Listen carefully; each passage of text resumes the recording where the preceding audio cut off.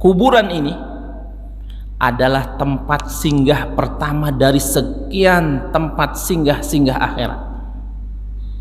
Faman naja minhu wa ma ba'dahu aitsaru minhu. Siapa yang bisa melewati kuburan ini dengan baik, bisa menjawab pertanyaan malaikat dengan benar, perjalanan berikutnya akan mudah dan lancar.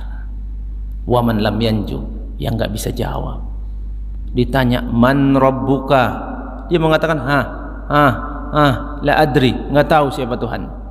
Padahal udah dihafal itu, Rabbi Allah. Kadang dari SD sudah ngapalin. Enggak usah dihafal jamaah.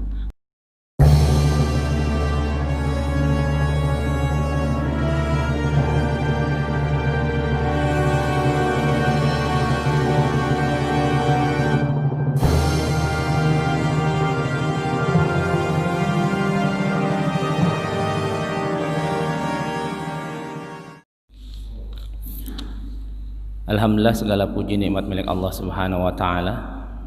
Pagi hari ini Allah masih memberikan kita nikmat sehat wal afiah, nikmat iman, nikmat Islam, nikmat bisa hadir di salah satu rumah dari rumah Allah Subhanahu wa taala. Dalam sebuah hadis Nabi Muhammad SAW mengatakan, man shallal ghada fil jamaah faka'anna maqama lailata kullah. Siapa orang yang sholat subuhnya berjamaah di masjid, maka dia terhitung sholat sepanjang malam. Kalaulah malam itu terhitung dari isya, maka sekitar 12 jam kita dihitung sholat. Maka ini nikmatnya sholat subuh di masjid. Salawat beriring salam kita limpah curahkan pada Nabi kita Muhammad SAW, suri tauladan uswah hasanah kita. Rasulullah mengatakan dalam sebuah hadisnya, man asbaha aminan fi syirbih. Siapa yang bangun tadi pagi dapati badannya sehat. Aminan fi syirbi, siapa yang bangun di pagi harinya dia dapati aman, tidak ada gempa, tidak ada banjir bandang. Mu'afan fi jasadihi, dia dapati juga badannya dalam keadaan sehat wal afiyah. Wa inda qutu yaumihi, dan Nabi juga katakan dia punya stok makan buat satu hari ini. Maka kata Nabi, faqad zinat lahumud dunya, Allah sudah ngasih dunia sama dia. Maka kita harus banyak bersyukur, walaupun makanan buat besok belum ada nih, cukup buat hari ini sudah Allah berikan dunia. Jamaah yang dirahmati oleh Allah Subhanahu wa taala, kafa bil mauti mau'izah, cukuplah kematian itu sebagai peringatan bagi kita. Sekarang hampir tiap jam, bahkan mungkin setiap beberapa menit, si fulan meninggal, entah itu pengumuman di masjid, di grup, di media sosial, hampir tiap hari. Ini sudah cukup menjadi peringatan buat kita. Bahkan kalau kita hitung 2020, kalau kita dicek di media sosial itu ada 207 ulama yang Allah wafatkan. Ini bukan biasa ini. Kalau orang biasa wafat nggak ada masalah. 2021 ini baru beberapa hari kita ini sudah 13 ulama yang Allah wafatkan. Maka ada slogan itu, kalau kita ingin merobohkan rumah, maka barang-barang bagus harus dipindahkan dulu. Nah, ini yang kita khawatirkan terjadi di muka bumi ini. Allah angkat ulama, maka Allah turunkan berbagai macam bala dan musibah. Kematian ini merupakan jodoh yang pasti bertemu dengan kita. Bisa jadi kita tidak berjodoh dengan si A, kita tidak berjodoh dengan si B, kita tidak berjodoh dengan pekerjaan ini, pekerjaan itu, tapi pasti kita berjodoh dengan kematian itu. Qul innal mautal ladzi tafirruna minhu fa innahu mulaqikum, dalam surat Al-Jumu'ah ayat 8. Katakanlah kematian yang kita semua lari darinya, kita semua takut, kita khawatir, pasti akan menjemput kalian, sedang mengintai kita sekarang.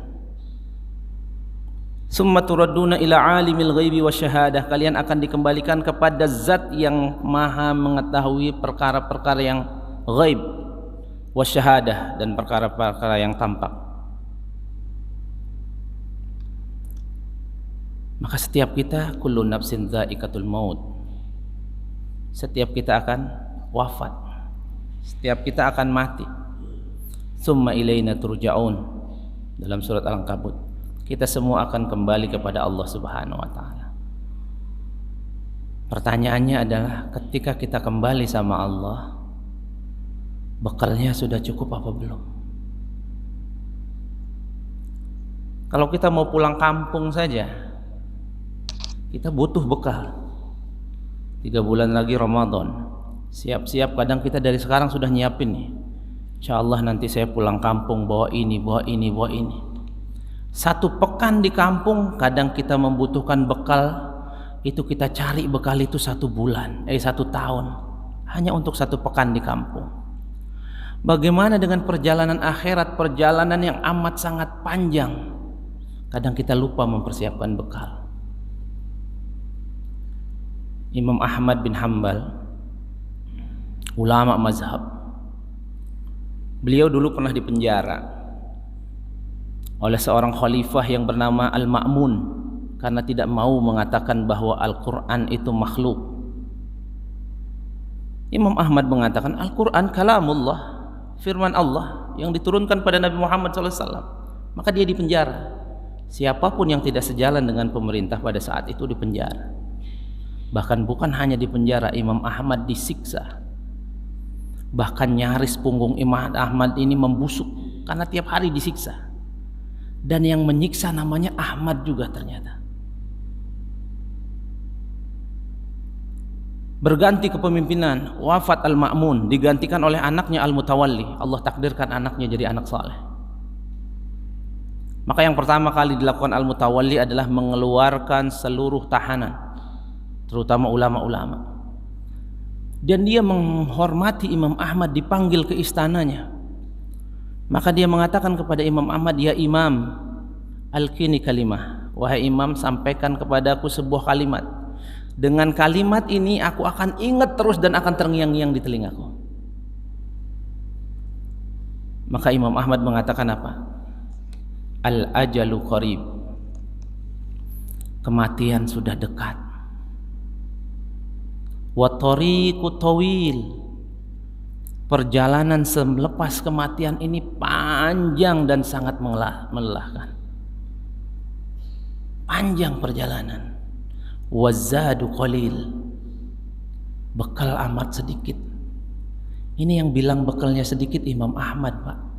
Kalau kita bilang bekal sedikit, iya. Ini Imam Ahmad mengatakan bekalnya sedikit. Padahal namanya akan terus dikenang, kebaikan-kebaikannya, ajarannya akan terus diajarkan sampai bumi ini Allah hancurkan. Tapi beliau katakan apa? Wazadu qalil, bekal sedikit. Panjang perjalanan selepas kematian itu. Maka jamaah yang dirahmati oleh Allah Subhanahu wa taala, dan amat sangat salah ketika ada orang mengatakan dia sudah ada di peristirahatan terakhir. Terakhir dari mana? Ini nggak paham perjalanan kematian berarti. Utsman ketika mendengar tentang neraka itu jarang menangis. Bahkan hampir tidak pernah menangis. Tapi ketika dia mendengar tentang siksa kubur, dia menangis. Bahkan setiap mengantar jenazah ke kuburan, dia menangis di kuburan. Pada suatu saat, Hani, ajudannya, namanya Hani, Maula Utsman bin Affan, bertanya, ya Maulaya, wahai Tuan, kenapa setiap ke kuburan nangis? Bukankah aku sudah dijamin masuk surga? Apa kata beliau? Iya, saya dijamin masuk surga. Tapi Nabi belum pernah bilang Utsman dijauhkan dari siksa kubur. Orang yang pasti masuk surga saja, Pak, belum tentu terbebas dari siksa kubur, apalagi yang nggak pasti masuk surga. Kemudian Utsman mengatakan sebuah hadis, al-qabru awwalu manzilin min manazilil akhirah. Kuburan ini adalah tempat singgah pertama dari sekian tempat singgah-singgah akhirat. Faman naja minhu wa ma ba'dahu aitsaru minhu. Siapa yang bisa melewati kuburan ini dengan baik, bisa menjawab pertanyaan malaikat dengan benar, perjalanan berikutnya akan mudah dan lancar. Wa man lam yanju, yang enggak bisa jawab, ditanya man rabbuka, dia mengatakan la adri, enggak tahu siapa Tuhan. Padahal udah dihafal itu, Rabbi Allah. Kadang dari SD sudah ngapalin. Enggak usah dihafal jamaah. Kita kenal Allah, kita berikan hak-hak Allah, maka lisan kita akan dimudahkan untuk menjawab. Ditanya lagi, madinuk, apa agamanya? Dari baru lahir, bahkan semenjak bikin KTP itu Islam tercantum di situ. Tapi dia tidak tahu bagaimana cara sholat yang baik, bagaimana sholat yang benar. Tidak melaksanakan kewajiban, maka dia nggak akan bisa menjawab. Dia akan mengatakan la adri, nggak tahu apa agama saya. Ditanya, man hadzal rajul alladzi bu'itsa fik, siapa nama laki-laki yang diutus kepadamu? Tidak kenal dia nabinya, dia tidak pernah menghidupkan sunnahnya, dia pun nggak akan bisa menjawab. Maka perjalanan berikutnya asyaddu minhu, akan lebih mengerikan. Detik ini jamaah, tidak ada orang di surga. Saat ini belum ada orang di neraka. Di mana mereka semua? Allah tegaskan dalam Al-Quran, wa min waraihim barzahun ila yaumi yub'atsun. Mereka semua ada di satu alam yang namanya barzah. Barzah itu artinya pemisah, dinding pemisah yang gak akan bisa ditembus. Sampai kapan mereka di sana? Sampai hari kiamat. Jadi nggak ada itu, ada istilah ruh gentayangan itu nggak ada. Ada orang percaya begini bisa jatuh ke dalam kesyirikan. Nggak ada ruh gentayangan. Gimana ruh bisa gentayangan? Namanya aja barzah, nggak bisa ditembus. Kok bisa gentayangan? Siapa yang gentayangan itu? Ya korin kita, orang yang menemani kita dari balau lahir. Ketika kita wafat, dia nggak wafat. Dialah merusak akidah orang. Jamaah yang dirahmati oleh Allah, ini kita harus paham perjalanan kematian ini. Banyak orang tidak ngerti, sehingga dia mengira ketika sudah wafat selesai semua urusan. Padahal itu baru mulai babak pertama, dan masih ada sekitar 13 pos yang akan dilewatin. Pos pertama saja kita nggak tahu berapa lama. Seandainya kiamat 1000 tahun lagi ada orang wafat hari ini, maka 1000 tahun dia di alam barzah. Dua kemungkinannya, khufratun min khufranin niran au rawdatun min riyadil jannah. Bisa lubang dari lubang neraka atau taman dari taman surga. Maka persiapkan dari sekarang jamaah. Kalaulah kita yang di dunia ini sudah mempersiapkan rumah, sekarang ada orang mencicil rumah itu sampai 25 tahun loh. Sudah dia siapin rumah dunia 25 tahun, kadang belum lunas dia sudah wafat. Sudahkah kita mencicil rumah di akhirat? Sudahkah kita menyicil kapling di surga Allah Subhanahu wa taala? Kalau belum, mulai jemaah. Seorang sahabat mulia, Abu Hurairah namanya, nama aslinya Abdullah bin Sahr, orang Yaman. Masuk Islam umur 60 tahun, Pak. Al-Islam yajubbu ma qablahu, kata Nabi. Islam itu menghapus semua dosa masa lalu. Berarti dari umur 60 tahun Abu Hurairah udah gak punya dosa karena masuk Islam. Beliau meninggal umur 63 sama dengan Nabi. Setelah masuk Islam beliau tinggal di Masjid Nabawi, bahkan selalu menemani Nabi, sehingga berhasil menjadi perawi hadis terbanyak di dunia. 5.674 hadis, mengalahkan Aisyah radhiyallahu anha. 3 tahun hidupnya diabadikan untuk memperdalam Islam. Banyak hadis-hadis sahih kita dengar dari lisan beliau. Perawi hadis terbanyak, nggak ada sahabat yang lebih dari dia hafalan hadisnya. Menjelang wafatnya jamaah nangis luar biasa. Nangis. Anaknya bertanya, "Ya abati, lima tubki?" Ayah, kenapa nangis? Sahibta Rasulullah, kau sahabat terbaik kan? Perawi hadis terbanyak. Tinggal di Masjid Nabawi. Bayangin sholat 1 rakaat pahalanya 1000 rakaat. Kalau sholat subuh di Masjid Nabawi pahalanya 2000 rakaat. Belum tambah qobliyah. Zuhur tinggal dikali saja.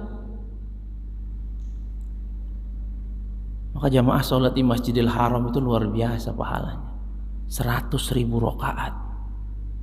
Dalam salah satu ceramahnya Ustadz Khalid Basalamah pernah menghitung, kalau ada orang umroh kemudian dia sholat depan Masjidil Haram zuhur saja, kalau dia dapat, kalau itu diterima oleh Allah Subhanahu wa taala. Dan kalau ada orang yang belum umroh, dia tinggal di Indonesia, untuk menyaingi pahala zuhurnya dia butuh waktu 200 tahun untuk menyaingi satu pahala itu. Makanya jamaah, cita-cita besar kita itu harus bisa menginjakkan kaki di rumah Allah sebelum kita wafat. Rumah kita sudah luar biasa megahnya, tapi haji belum. Sekarang pertanyaannya, punya rumah wajib apa sunnah apa mubah? Nggak ada cerita punya rumah itu wajib. Pertanyaan berikutnya, haji wajib apa tidak?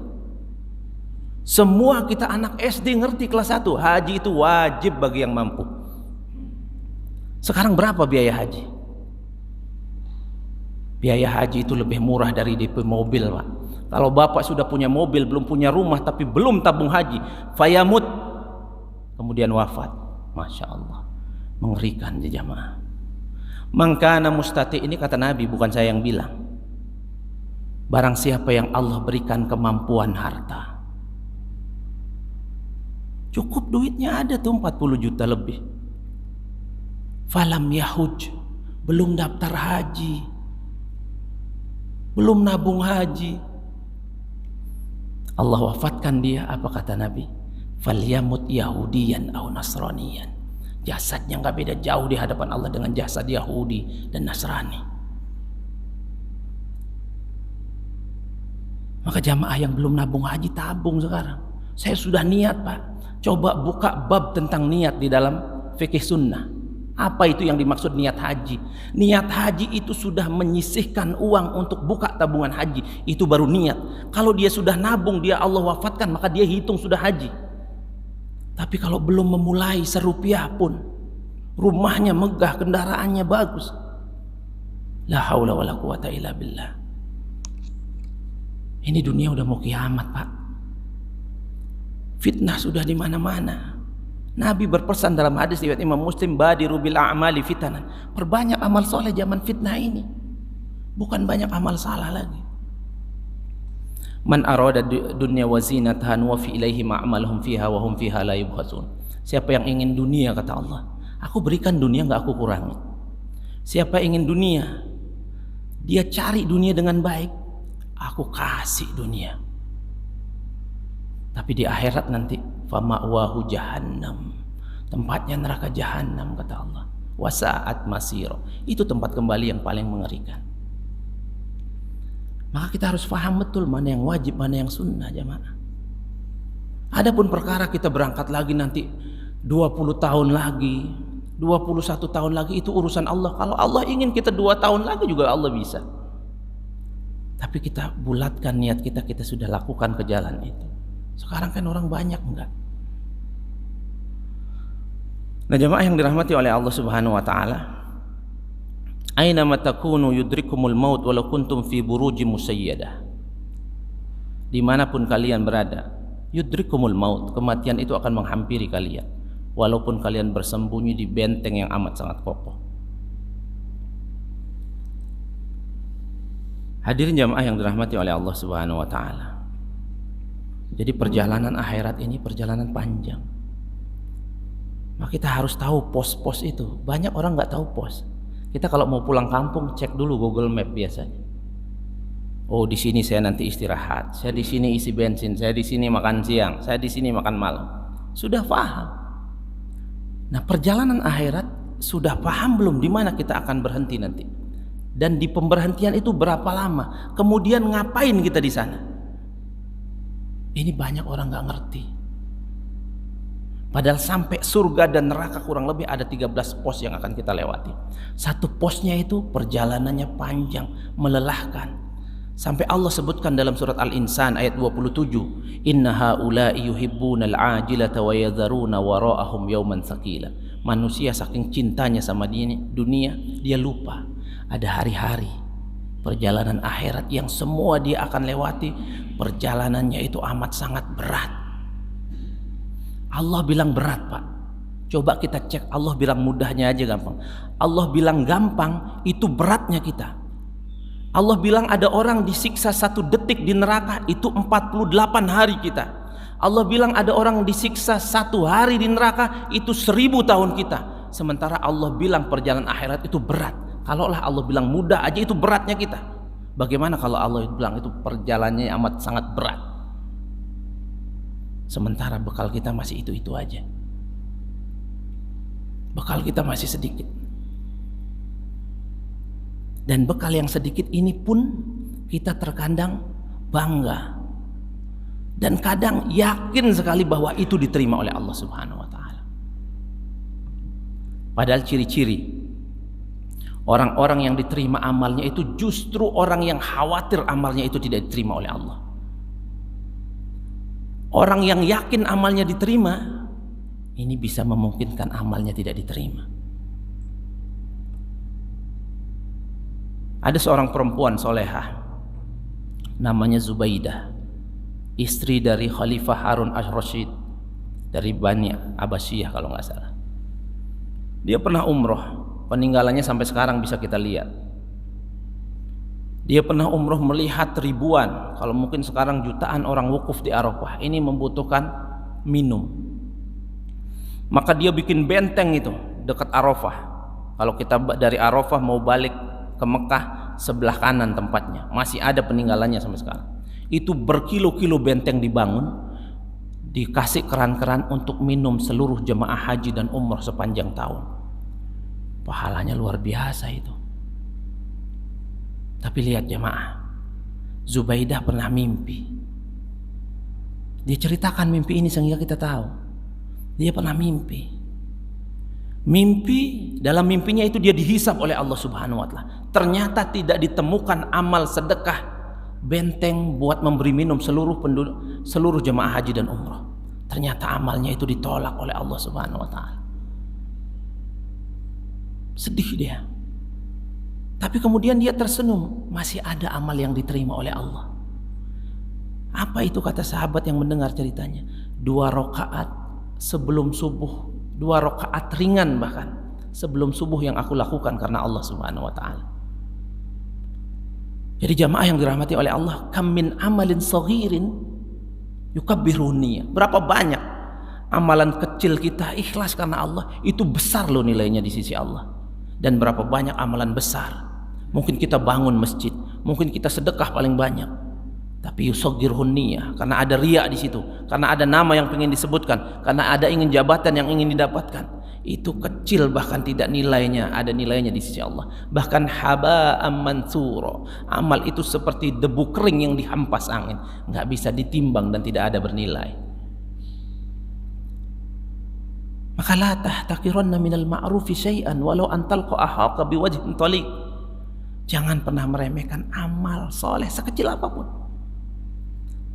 Walaupun hanya ketemu dengan saudara sama muslim, ngucapin salam dengan senyuman.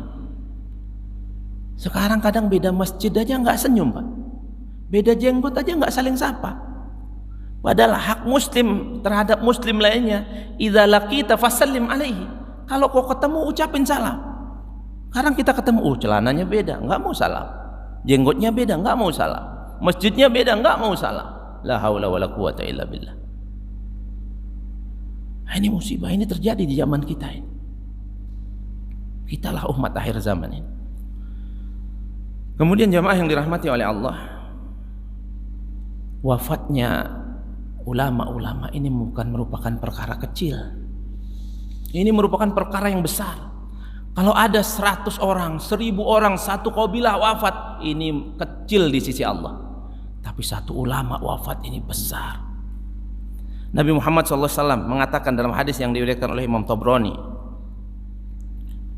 mautul alim musibatun la tujbar. Kata Nabi, wafatnya satu ulama ini merupakan musibah yang tidak tergantikan, musibah besar, lebih besar dari tsunami. Wa mautul alim tulmatun la tusad. Wafatnya ulama ini merupakan kebocoran yang tidak akan bisa ditambal sampai kapan. Wa mautul alim najmun la tumis. Matinya ulama ini bagaikan bintang yang terang benderang, hilang cahayanya. Mautu qabilah, satu qabilah wafat, aisar min mautil alim, itu ringan di sisi Allah. Berapapun jumlah qabilah itu, 100, 1000, 2000, ringan di sisi Allah ketimbang mautnya satu ulama. Bahkan ketika ada ulama wafat dan kita tidak bersedih jamaah, maka kita termasuk orang-orang munafik. Orang munafik. Siapa yang katakan itu? Nabi. Man lam yahzan bi mautil alim, siapa yang tidak bersedih dengan matinya para ulama, siapa yang tidak bersedih dengan wafatnya satu ulama, fahuwal munafik. Munafik kata Nabi, dia itu orang munafik. Nabi nggak cukup bilang sekali munafik, kata Nabi, munafik 3 kali untuk menguatkan litakid. Tiap hari kita dengar jamaah, hari Kamis Syekh Ali Jabir, hari Jumat Habib Asgab. Kemarin lagi ada seorang ulama dari Bangkalan Madura. Dan sebelum-sebelumnya banyak, sudah 13, 2 pekan ini jamaah. Nah, ini mengerikan jamaah. Dan wafatnya ulama ini merupakan tanda-tanda kiamat semakin dekat. Karena di antara tanda dekatnya kiamat, yarfa'ul ilm, ilmu itu diangkat oleh Allah, dan ilmu diangkat dengan mewafatkan para pemilik ilmu itu. Kata Nabi SAW dalam hadis riwayat Bukhari dan Muslim, innallaha la yaghbidu ilman intiza'an yantazi'uhu minal 'abd. Allah tidak akan mengangkat ilmu, mencabut ilmu begitu saja dari seorang hamba, walakin biqabdil ulama, tapi dengan cara apa? Mewafatkan orang-orang alim, mewafatkan para ulama.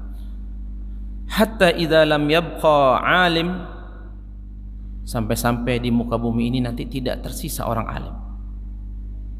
Akhadhan nas ru'usan juhalan, maka orang akan memilih orang-orang alim menurut mereka, tapi bukan orang alim beneran. Fasu'ilu, dia akan tanya agama, dia tanya macam-macam. Fa'aftu bighairi ilm, dia berfatwa ngawur nggak karu-karuan tanpa ilmu. Fa'adallu wa adallu, fatwanya sesat dan menyesatkan. Dan sekarang model begini banyak jemaah. Model-model ulama-ulama begini banyak. Dan umurnya panjang-panjang biasanya. Min asratis sa'ah, tanda-tanda kiamat itu semakin dekat. Ayyurfa'al ilm, ilmu itu diangkat dengan mewafatkan ulama. Wa yusbitul jahal, dan membiarkan orang-orang jahil. Wa min asratis sa'ah, di antara tanda-tanda kiamat pula, yataqarabuz zaman, waktu semakin dekat. Enggak kerasa Pak, baru kemarin Ahad, sudah Ahad lagi. 1 pekan itu seperti 1 hari. Baru kemarin 2020 udah 2021. Baru kemarin Ramadan, bentar lagi Ramadan. Ramadan kemarin masih pandemi ini, wallahu alam, mudah-mudahan sudah diangkat nanti. Cepat sekali. Kayaknya baru kemarin kita akad nikah anak, kita sudah mau nikah sekarang. Taqarubuz zaman. Wa yaqbidul ilm, ilmu diangkat oleh Allah Subhanahu wa taala. Wa tadharul fitan, fitnah merajalela. Fitnah di mana-mana. Wa yulqis syuh, orang-orang bakhil, orang-orang yang enggak mau bayar zakat, banyak sekarang. Sekarang orang bayar zakat itu banyak ngawur, Pak. Bayar zakat suka-suka dia bayar zakat.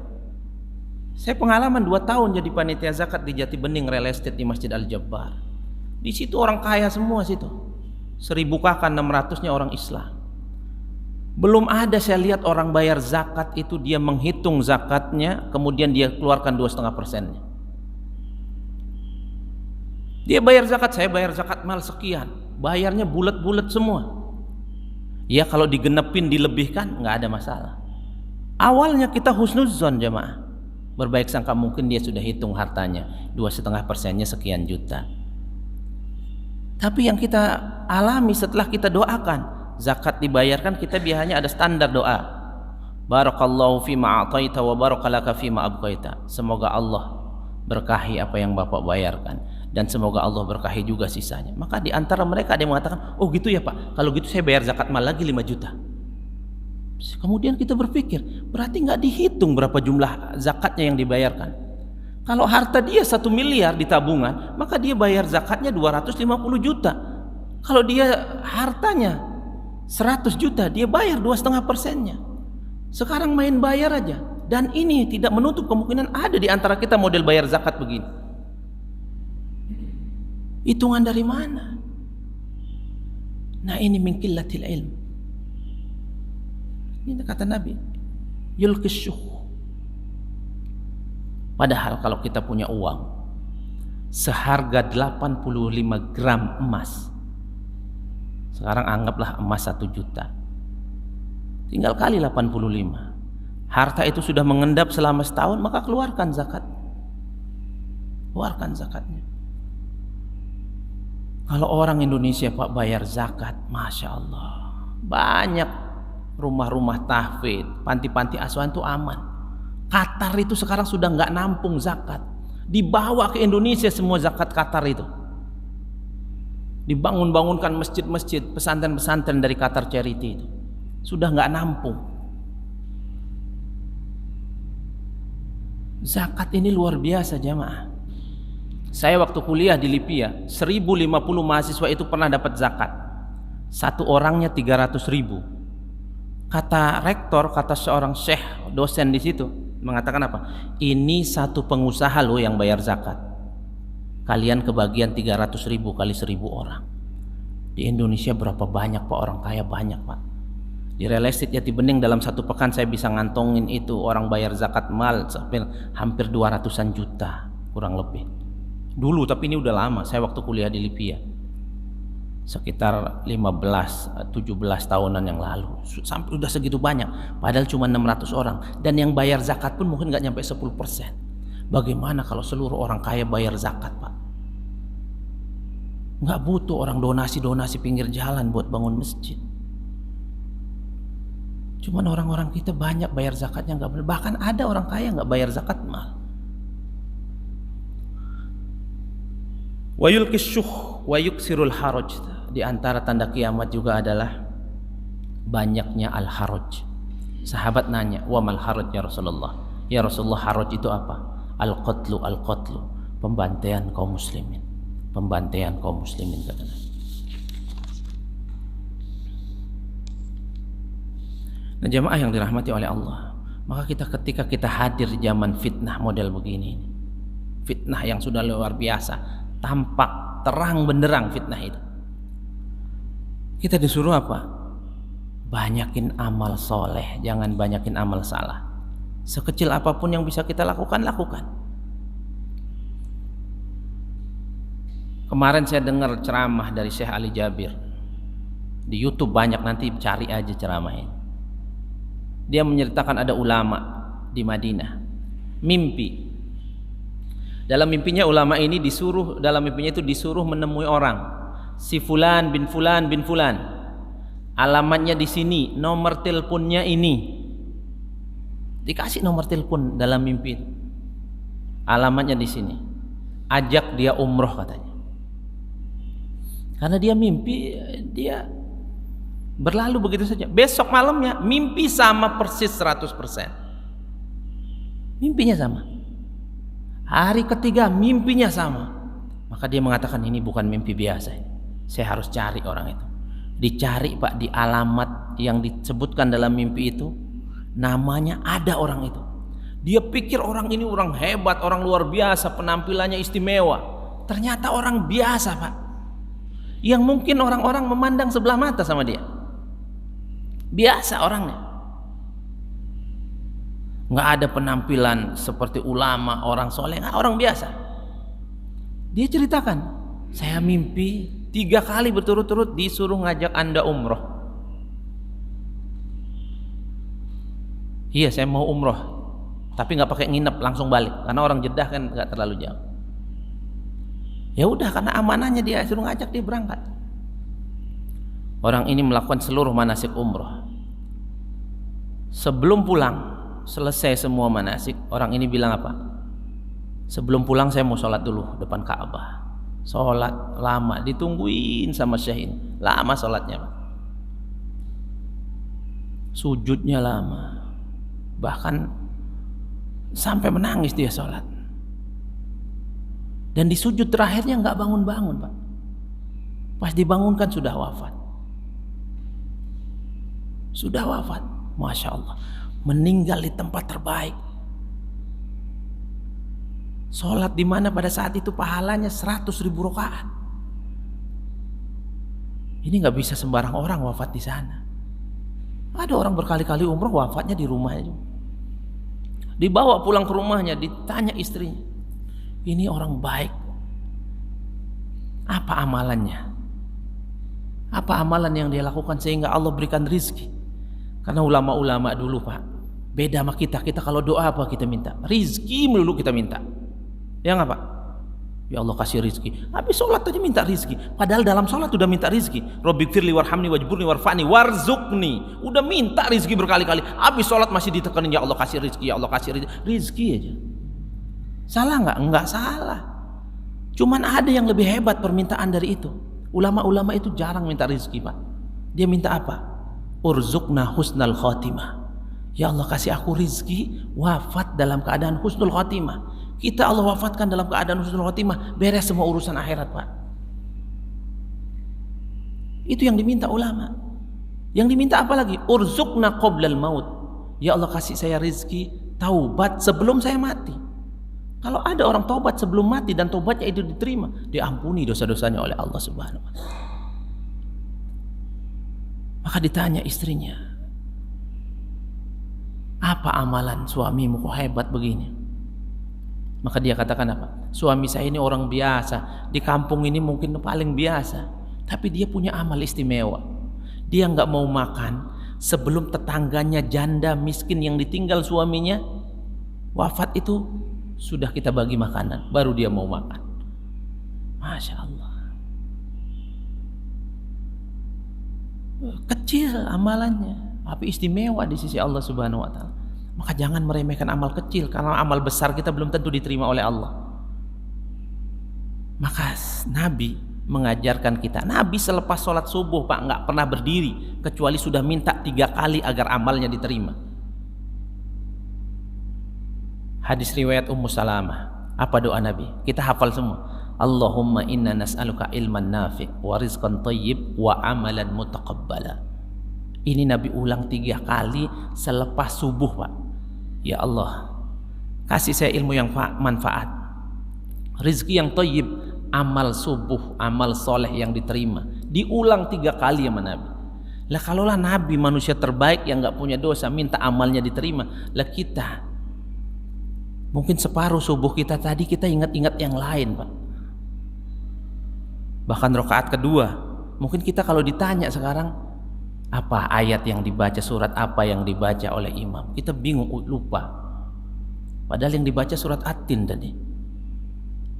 Bahkan nggak usah imam, kita kadang sholat maghrib, rakaat pertama baca Al-Ikhlas, rakaat kedua baca Al-Alaq, lupa kadang kita. Ini menandakan hati kita nggak hadir saat sholat itu. Maka kenapa orang habis sholat itu yang dianjurkan minta selepas salam itu apa? Istighfar. Assalamualaikum, assalamualaikum. Disuruh kita istighfar dulu 3 kali. Karena bisa jadi sholatnya tadi nggak benar. Karena sholat ini amalan unik. Kenapa saya bilang unik? Sholat itu amalan yang membuat seharusnya sesuatu yang harusnya ingat bisa jadi lupa, yang harusnya lupa jadi ingat, Pak. Seberapa sering kita kehilangan kunci motor, pas takbir kita ingat tuh kunci motor masih di kantong celana. Kita sudah ngomelin anak kita padahal. Berapa kali kita sholat subuh masbuk, kemudian kita sholat di rumah, lupa sudah 2 rakaat, kita naik lagi yang ketiga rakaat. Karena disinilah setan berjanji, iblis berjanji waktu diusir oleh Allah dari surga, summa la'atiyannahum min baini aydihim wa min khalfihim wa an aymanihim wa an syama'ilihim. Aku akan ganggu manusia terutama saat sholat, dari depan, dari samping kanan, samping kiri, atas, bawah, depan, belakang, bisyattal wasail, dengan berbagai macam cara biar dia enggak khusyuk saat sholat. Man lam yazuk, dalam kitab 33 penyebab khusyuk saat sholat karangan Muhammad Shalih Al-Munjib dikatakan apa? Man lam yazuk lazzatas shalah lam yakhsha. Siapa yang tidak bisa merasakan nikmatnya sholat, maka dia tidak khusyuk saat sholat. Wa man lam yasha ya'sam. Barang siapa yang enggak khusyuk, wala ajra fiha wala thawaba wala ajra fiha, enggak ada pahala, enggak ada ganjaran, lagi rugi sholatnya, Pak. Bahkan bisa jadi wa huwa asi wal asim, dia maksiat sama Allah, dia dosa sama Allah. Jadi sholat ini amal yang luar biasa, jemaah. Wasta'inu bis sabri was salah wa innaha lakabirah illa 'alal khashiin. Salat ini berat, Pak. Kecuali bagi orang-orang yang khusyuk ringan. Salat ini berat. Makanya banyak orang enggak salat subuh pagi ini. Berat salat. Berat salat itu, kecuali bagi orang-orang yang khusyuk. Dan perkara pertama yang akan diangkat oleh Allah Subhanahu wa taala dari umat ini adalah kekhusyuan saat salat.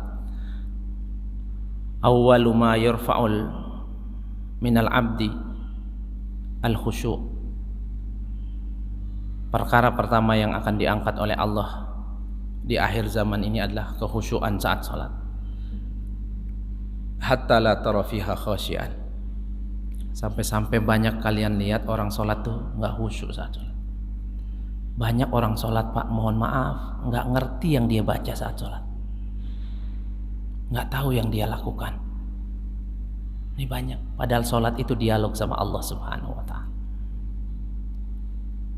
Banyak orang nggak ngerti. Makanya seperti saya sampaikan tadi, banyak orang habis sholat itu minta rizki, Pak. Saya bukan katakan nggak boleh minta rizki. Yang saya khawatirkan, dia nggak ngerti bacaan sholat. Di dalam sholat dia sudah minta rizki. Kalau dia di dalam sholat, saya tahu saya udah minta rizki tadi, tapi saya pengen kuatin, saya pengen minta lagi sama Allah. Ini nggak masalah, Pak. Yang kita khawatirkan dia nggak ngerti bacaan sholat sehingga dia harus pinta lagi tuh. Padahal kalau ditanya makbulan mana, cepat dikabulkan mana, doa ketika sholat sama setelah sholat. Ketika sholat, Pak. Dalilnya mana? Nabi pernah ditanya, ya Rasulullah, ayu doain yusma. Ya Rasulullah, doa yang paling cepat didengar itu kapan? Kata Nabi yang pertama adalah fil jawfil akhir minal lail, di penghujung akhir malam, 15 menit 30 menit sebelum azan subuh tadi, Pak. Maka ada doa istimewa di situ. Istighfarnya saja istimewa. Wa bil ashari hum yastaghfirun wa fi amwalihim haqqul lis-sa'ili wal mahrum. Surah Az-Zariyat. Akhidhina ma atahum rabbuhum innahum kanu qabla dzalika muhsinin kanu qalilan minal laili ma yahjaun wa bil ashari hum yastaghfirun. Ada nanti orang masuk surga tapi surganya super spesial, Allah layani semua. Apa amalnya? Sedikit tidur malamnya. Beda sama kita, Pak, sedikit-sedikit tidur. Sedikit tidur malamnya. Di waktu sahar setengah jam sebelum subuh sudah bangun. Ngapain? Berdoa sama Allah, istighfar. Ini soal surganya istimewa. Kemudian yang kedua kapan? Ketika sholat, kata Nabi. Ketika sholat. Sampai Nabi mengatakan apa? Doa ketika sholat itu banyak. Ini kalau kita bahas 2-3 jam gak habis. Salah satu aja saya sebutkan. Kata Nabi SAW, La tansa an taqul fi duburi kulli salah al-fariḍah Allahumma inna nas'aluka ilman la tansa an taqul fi duburi kulli salah. Jangan pernah lupa kau ucapkan setiap saat ketika sholat, terutama sebelum salam di akhir itu, minta 4 perlindungan. Allahumma inni a'udzubika min azabi jahannam wa min azabil qabri wa min syarri fitnatil mahya wal mamat wa min syarri fitnatil masiihid dajjal. Kapan diminta? Sebelum salam. Sebelum salam itu masih sholat, Pak. Ada lagi permintaan saat sujud. Ada lagi permintaan istimewa 8 permintaan agung saat duduk dari 2 sujud. Ada lagi permintaan ketika tegak berdiri. Nah, jamaah yang dirahmati oleh Allah, maka penting bagi kita mengerti bacaan sholat ini. Ini jamaah yang mudah-mudahan bisa disampaikan. Kalau ada yang kurang jelas mungkin silahkan ditanyakan. Boleh ditanyakan ke ustadz lain aja. Sampai jam berapa Pak Marji? Suruk udah suruk belum? Belum suruk? Oh, jam berapa sih suruk? 5.45. Nah, ini kenapa saya tanya suruk? Penting kita paham waktu suruk, Pak. Jangan sampai ada anak kita ini belum bangun di rumah. Ini kenapa saya tanyakan suruk? Penting bagi kita tahu suruk. Suruk itu batas akhir sholat subuh, Pak. Nabi katakan begini, ya Allah Subhanahu wa ta'ala dalam surat Maryam. Wa nadau min ba'dihim khalfun adaa'us shalah wattaba'us syahawat wa sawfa yalqawna ghayya. Ada orang-orang itu sholat subuh, tapi Allah masukkan ke jurang neraka jahanam namanya ghayya. Kenapa? Dia sholat subuhnya di luar waktu subuh, Pak. Wattaba'us syahawat, ngikutin syahwat, ingin tidurnya. Wa sawfa yalqawna ghayya, maka dia akan dimasukkan jurang neraka jahanam namanya ghayya. Buka tafsir apa ghayya itu? Ghayya itu neraka jahanam yumla bisadidi ahlin nar, dipenuhi dengan darah dan nanah penghuni neraka. Dalamnya berapa? 70 tahun, Pak. Kalau ada orang dicemplungkan 70 tahun lagi nyampe. Maka jamaah, kalau ada anak kita syuruk ini belum bangun, musibah ini. Mending bangunin dia pagi sholat subuh. Kalau dia ngantuk banget, dia tidur lagi, nggak ada masalah. Walaupun kurang bagus tidur habis subuh, tapi aman, Pak. Timbang, kasihan, jangan dibangunin, hujan dingin, kasihan. La ilaha illallah, kita nggak kasihan anak kita. Tugas kita bukan nyari nafkah sebagai laki-laki, Pak. Ini salah satu tugas itu. Tugas kita yang paling penting apa? Ku anfusakum wa ahlikum naro. Ini tugas kita paling penting. Jaga diri anak kalian dari panasnya api neraka. Bangunin dia. Maka suruh anakmu sholat dari umur 7 tahun. Wadribuhu 'alaiha wa hum abna 'ashar. Pukul dia kalau umurnya udah 10 tahun nggak mau sholat. Pukul, tentunya pukulan jangan yang menyakiti, Pak. Gebuk pakai kursi jangan. Yang dimaksud ad-darbu di situ bisa memberikan pelajaran artinya. Enggak sholat subuh uang jajan, enggak ada hari ini uang jajan. Nah, dia mikir tuh nanti tuh. Jadi jangan sampai dibiarin, Pak. Apalagi punya anak-anak remaja sekarang nongkrongnya luar biasa. Di tempat-tempat game itu, Pak, Masya Allah, anak-anak muda itu, ya Allah ya Rabb, nggak lupa waktu dia itu. Main game luar biasa.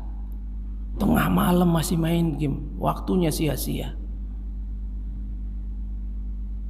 Coba lihat di dekat Rafflesia itu ada dulu, nggak tahu masih apa nggak sekarang. Saya kalau berangkat ngisi pengajian daerah Tambun itu berangkat jam 2:30, jam 3 itu penuh, Pak, anak muda semua main game. Dan rata-rata yang begitu udah bablas subuhnya, udah bablas subuhnya.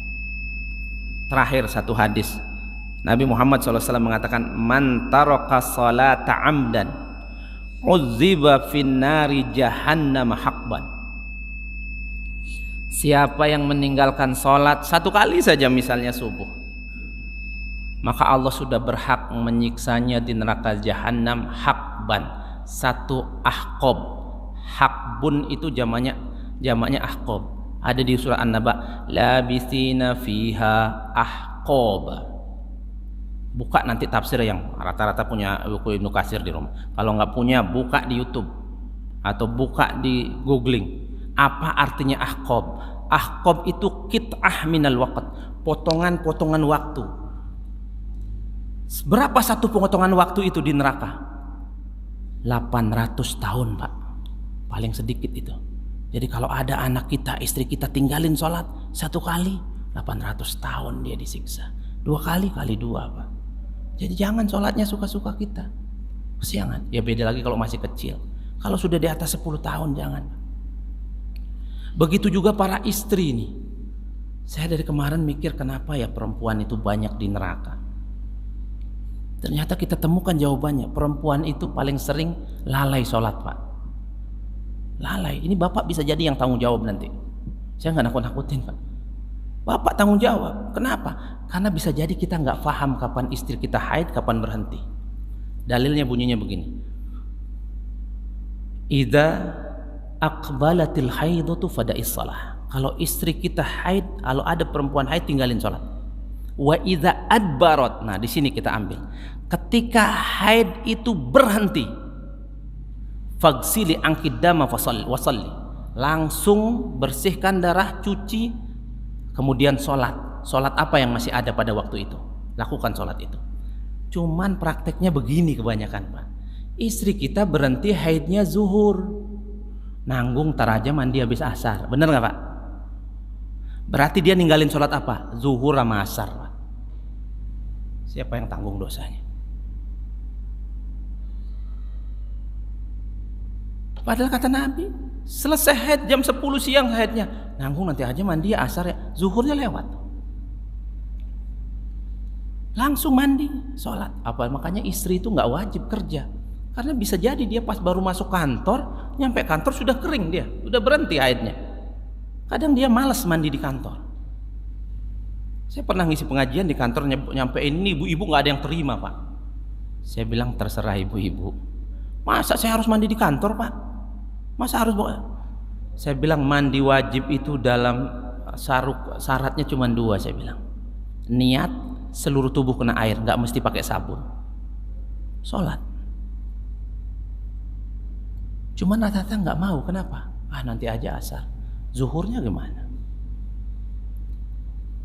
Ada perempuan berhenti haidnya malam jam 8 misalnya, setengah 9. Dia tahu tuh, karena dia sendiri yang tahu dia berhenti haid. Waktu sholat isya sampai jam berapa? Sampai jam 12. Sholatul isya kata Nabi ila nisfil lail, sampai tengah malam. Dia masih terjaga, masih ngobrol. Nggak sholat isya dia mandinya mau subuh. Dia ninggalin 1 isya, 1 ahqab lagi. Setiap bulan kalau dia tinggalin 2 sholat, 1 sholat, kalikan berapa 1 tahunnya, kalikan berapa seumuran dia. Ini kita harus fahamkan anak istri kita, Pak. Banyak orang nggak paham ini. Nah, ini jamaah yang dirahmati oleh Allah. Tugas kita lagi saya katakan tadi, ku anfusakum wa ahlikum nar. Jaga diri kita, keluarga dekat kita dari panasnya api neraka. Aku qauli hadza wa astaghfirullah li wa lakum wal afu minkum. Assalamualaikum warahmatullahi wabarakatuh.